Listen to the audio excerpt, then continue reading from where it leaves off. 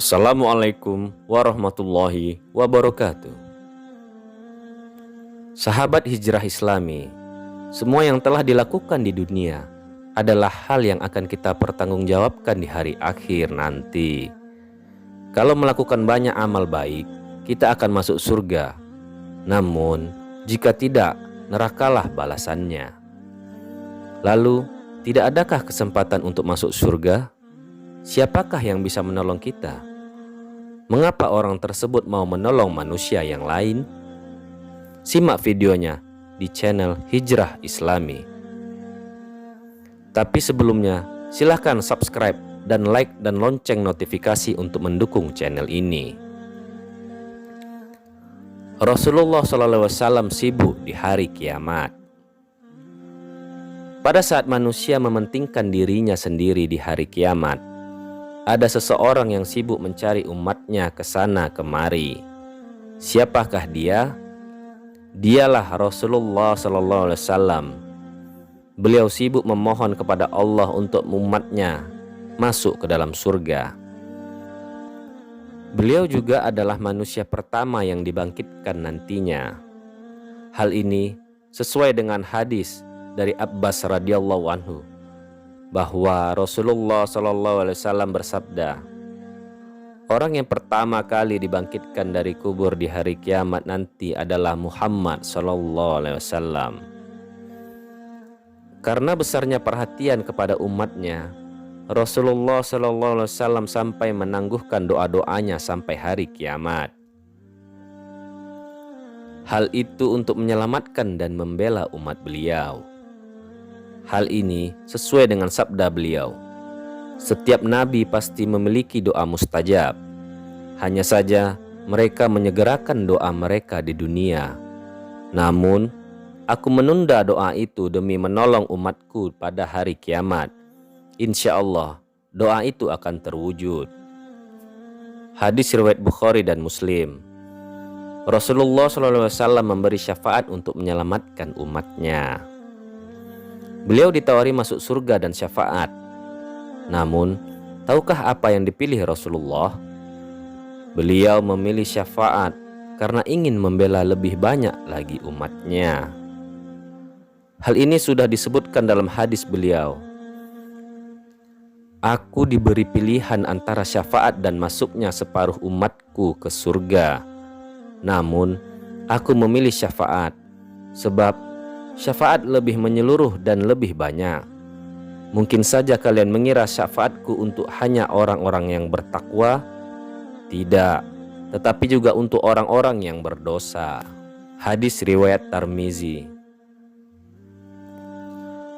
Syafaat Rasulullah tak hanya berlaku bagi orang bertakwa, namun juga untuk hamba yang berlumuran dosa, termasuk pelaku dosa besar. Namun bukan berarti umatnya bebas melakukan maksiat. Syafaat itu diberikan sebagai pertanda besarnya kasih sayang, sepak terjang dan kelembutan Rasulullah SAW.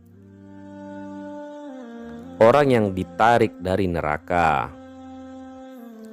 Saat hari kiamat, Rasulullah SAW selalu menanyakan keberadaan umatnya pada malaikat Jibril. Jibril pun mengatakan bahwa umat Rasulullah adalah umat yang terakhir. Akhirnya datanglah umat Nabi Muhammad SAW sambil menangis serta memikul beban di belakang mereka. Umat itu datang sambil menyeru, "Wahai Muhammad." Nabi Muhammad SAW bersabda, "Wahai umatku." Mereka berkumpul di sisinya sambil menangis. Nabi pun bersujud sangat lama sampai Allah Subhanahu wa Ta'ala menyuruh beliau bangkit. Rasulullah SAW meminta kepada Allah agar umatnya bisa diberikan minum karena terik matahari. Lalu Allah pun mengabulkannya. Setelah memberi umatnya minum, Nabi Muhammad kembali bersujud kepada Allah, meminta agar umatnya diselamatkan dari Sirat. Allah pun mempersilahkan beliau menunggu di ujung Sirat. Yang banyak amalannya berhasil melaluinya. namun tak sedikit yang jatuh ke dalam neraka. Melihat umatnya banyak di neraka, Rasulullah SAW kembali bersujud kepada Allah Subhanahu wa Ta'ala. Beliau meminta kepada Allah untuk menyelamatkan umatnya yang di dalam hatinya ada iman sebesar biji kurma. Allah mengabulkan permintaan kekasihnya itu. Beliau lalu menuju neraka dan mencari umatnya yang memiliki iman sebesar biji kurma. Beliau mempersilahkan mereka masuk surga.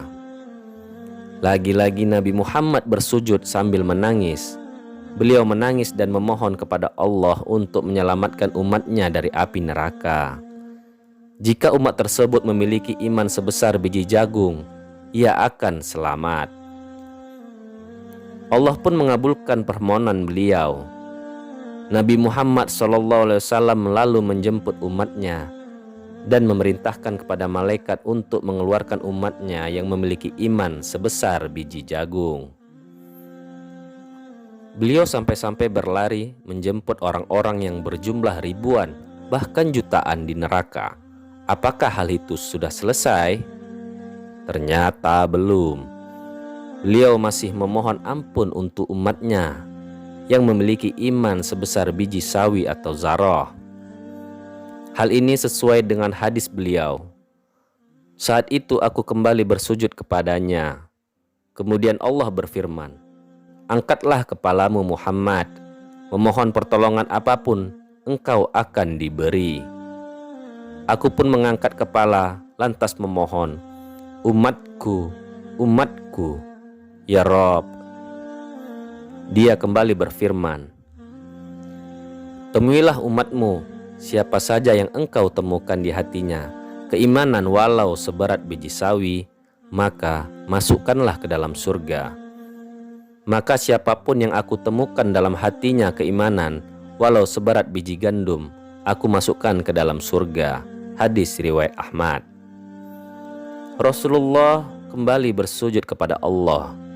Lalu Allah bertanya, "Ya Muhammad, apalagi ya Muhammad? Bukankah aku sudah menyelamatkan banyak dari umatmu?" Nabi pun menjawab, "Ya Allah, demi kasih sayang yang engkau miliki, selamatkanlah umatku yang mereka tidak punya amal kecuali hanya mengatakan La ilaha illallah." Allah pun mengizinkannya. Sahabat Hijrah Islami, itulah sosok yang dikunjungi Rasulullah SAW dan ditarik untuk diselamatkan dari neraka. Nabi Muhammad SAW bahkan memberi syafaat untuk umatnya yang berlumuran dosa sekalipun. Syafaat itulah yang digunakan beliau untuk menyelamatkan umatnya dari dahsyatnya siksa neraka. Adakah yang bisa melakukan itu selain Rasulullah? Tentu saja jawabannya tidak. Hanya kekasih Allah bernama Nabi Muhammad SAW yang bisa. Siapapun yang meminta syafaat, beliau akan memberinya. Barang siapa yang memohon kepadaku al-wasilah, maka pasti mendapatkan syafaat dariku. Hadis riwayat Muslim. Sahabat Hijrah Islami, jangan lupa berbagi informasi dengan share video ini.